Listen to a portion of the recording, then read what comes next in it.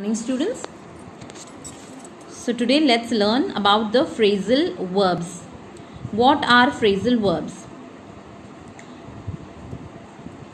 Phrasal verbs are multi-word verbs that comprise a verb and a preposition or an adverb particle. So phrasal verb, they are multi-word verbs. Multi means more than one word. And it has a verb. So along with this verb, it may have a preposition or an adverb particle. Here particle refers to the word. So verb plus a preposition or verb plus an adverb becomes a phrasal verb. The particles can often be separated from the verbs and placed after the objects of the verbs. Look at the examples. Could you please spell your name out? Here the highlighted word spell out. They are called phrasal verbs. Here the verb is spell. So it is a verb and out is the preposition. So verb plus preposition is a phrasal verb. They are not together. They can be separated. And if they are separated, they come after the object. Please spell your name. Here name is the object. It comes after the object. You can even put these two words together and this sentence can also be written as, could you please spell out your name? So these two words can be together or they can even be separated. If they are separated, they should always be placed after the object. Please write your name down on this piece of paper. So they are again separated. If you have to put them together, you can even write, please write down your name on this piece of paper. Again here, write is the verb and down is the preposition. Why don't you turn the air conditioner on? Why don't you turn on the air conditioner? So even the main concept here you have to understand is they can be put together. The phrasal verbs can be together or they can even be separated. Some particles are inseparable from their accompanying verbs, but there is an exception. Not always they are separated, but there are few exceptions. I have never come across a person as friendly as you. So here again, come is the verb and across is the preposition. So these cannot be separated. You can never say I have never come a person across as friendly. It's wrong. Let's go over this topic once again. So go is a verb and over is the preposition. So there are exceptions in which you cannot separate them. Look at the exercise here. You have to select the appropriate phrasal verbs to complete the sentences. I haven't been able to. With the rest of my class, I need to study harder.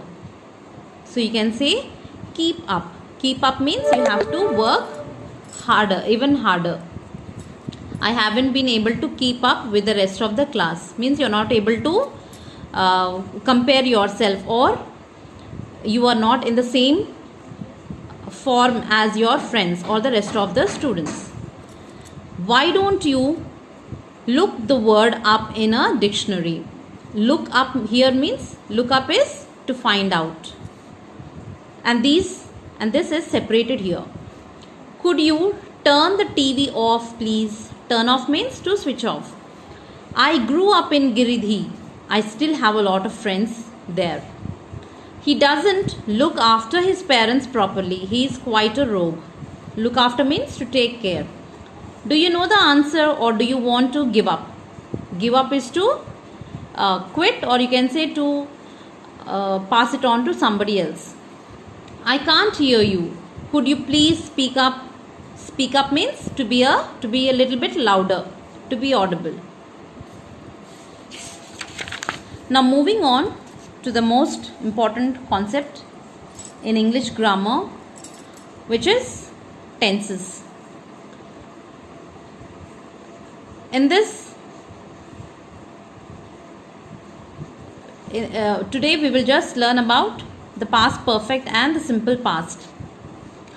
So you know past tense is classified into 4 types: the simple past or past indefinite, the past continuous, past perfect tense, and the past perfect continuous tense. These are the 4 types in past tense.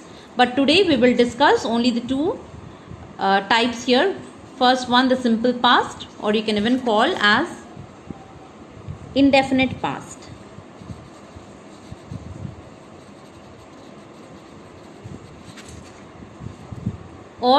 And the past perfect tense. Now what is simple past? Simple past means the action happened in the past and also finished in the past. We know about simple past, there is no confusion. And simple past is written as subject and verb in the second form, that is the past form. So this is the structure of the simple past. And what is about past perfect? I'll write here. Past perfect has the structure subject plus had and verb in the third form. We call this as the past participle or the verb in the third form. This is the structure of the past participle. Now what is the difference between simple past and past perfect? If you see, both are past tense. That means the actions that happened in the past. In simple past, you may find only one action that happened and also completed. In past perfect, you will find at least 2 actions happened in the past.